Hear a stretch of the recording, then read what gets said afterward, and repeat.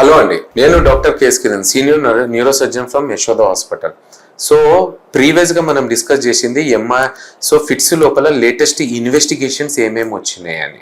So ఇవాళ మనము latest surgeries, so surgical update over the epilepsy surgeries అనమాట.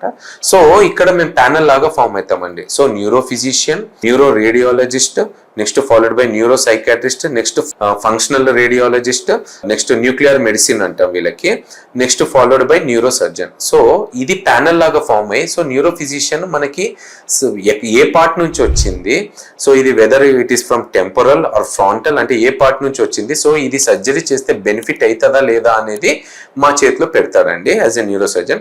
Next point neuro radiologist MRI లోపల ఏమేమి ప్రాబ్లమ్స్ ఉన్నాయి, ఏమేమి ఉన్నాయి వాళ్ళు చెప్తారండి.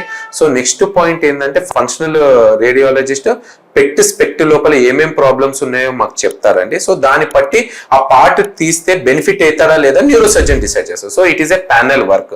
సో లేటెస్ట్ సర్జరీ ఏంది అని అంటే selective amygdalectomy, selective hippocampectomy, next medial temporal lobectomy and FCD focal cortical dysplasia లోపల ఒక పార్ట్ నావిగేషన్ వల్ల వెళ్ళి కరెక్ట్ గా ఆ పార్ట్ తీసేసి వచ్చేస్తామండి.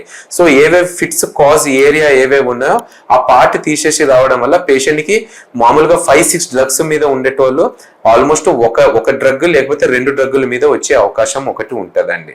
సో ఇదేనండి. So selective amygdalectomy, hippocampectomy, next focal cortical dysplasia, next hemispherotomy అనే సర్జరీ కూడా ఉంటుంది. సో దానికి ఎవాల్యుయేషన్ ఇవన్నీ చాలా పెద్దగా ఉంటాయి. సో డిస్కనెక్షన్ చేస్తాం.